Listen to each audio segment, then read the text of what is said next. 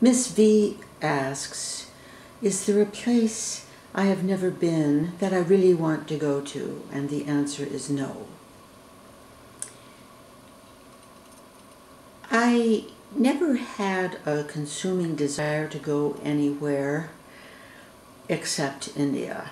All my other trips kind of happened. I believe in traveling that way more than having determination to get someplace. It doesn't work for me. The one trip I took where I didn't have something pulling me or pushing me, a call of some sort, but I masterminded the whole thing myself. That was the least successful of any trip I ever took, was to Turkey. So, and the only consuming desire I ever had was to go to India. I had that feeling since I was in my teens and read Somerset Maugham's The Razor's Edge. I just knew I wanted to go to India. But I didn't want to go like everybody else went to India. I wanted to go like he went in that book. I wanted to have a profound spiritual experience. I wanted it to be deeply meaningful. So I wouldn't just be a tourist. I wouldn't just be a traveler. I would be going somewhere deep within that would be happening because I was in India. Well, I took lots of trips and I just never got to India. I never had the pull. I never had the thing saying, come on, Margaret, we've got it fixed up. You know, it's time for you to go to India. That never happened. So I didn't want to go with a tour. I've never gone any place with a tour. I'm a loner. I like the adventure of being alone on a trip. Completely alone. To me, that's when it really means something. So I had a friend who was in import business that had been going for years and years to the Himalayas to visit his Babaji. And he was, had always talked about how wonderful this Babaji was. And then my friend Ed, he moved to Kathmandu, and he was doing an import business in Kathmandu. He had a nice house up near Swayambhu, the big pagoda there. So he suggested, he was a very forceful person, I must come to Kathmandu, and he would help me shop, bring the money, shop, come home and sell what I got, and that would pay for my trip. So I thought, aha, okay, well, this sounds good. And he said, there's only one condition. You have to go to Babaji first. So first you have to go to India and go to Harakan and visit this Babaji. It was a very small ashram, not on the jet circuit at all. Most of the people there were Indian. So then I knew it was time. So I got everything. I bought the bags. I'm still using the same bags. This was 78. I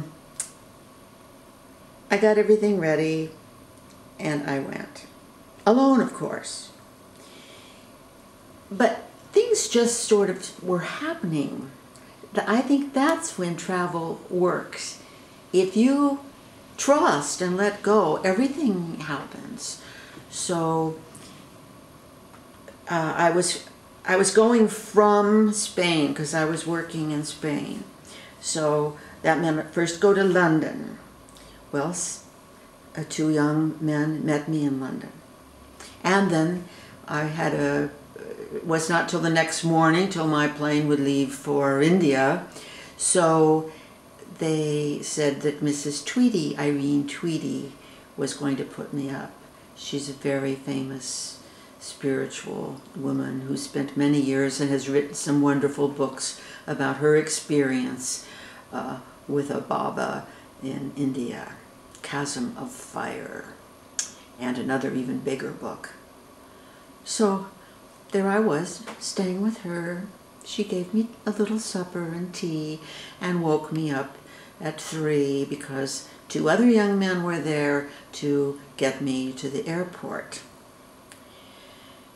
The catch was that probably when I got to Delhi, there wasn't going to be anybody meeting me at the airport there. So my programming for what it was going to be like when I got off the plane at 1 a.m. in India, in Delhi, what was I going to do? I had no reservations. I didn't know anybody. I had no plan of any sort.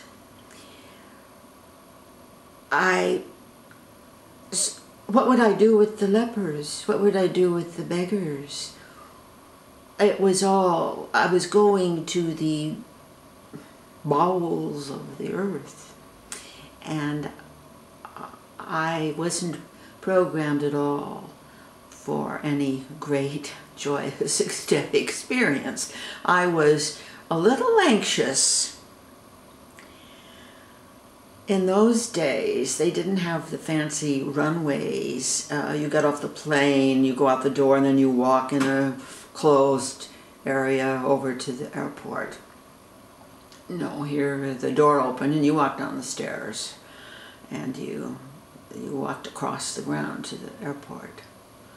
Well, here I was, a little anxious and fearful, much as I tried to trust the unknown. This was a little much. I walked down the stairs.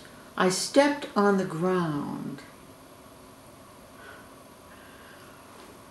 My body just was filled with this euphoria. It was like, if you ever hear anybody talk about what it's like shooting up, how it floods into your body and things, I felt like that. It was just like, oh, I was home. That was it. My first trip to India. I stayed 3 months. I've been a total of 8 trips to India, each time for a minimum of 2 months, usually focusing on one state. The first time I went somewhere else after India, all I could think of the whole trip was, this isn't India. To me, it's the ultimate place to go. And I would never recommend anybody go there. I've never encouraged anyone to go, because you either love it or you hate it. Lots of people hate it or are afraid of it or whatever. But it's my home, so I feel, and I'm hoping to go back this winter.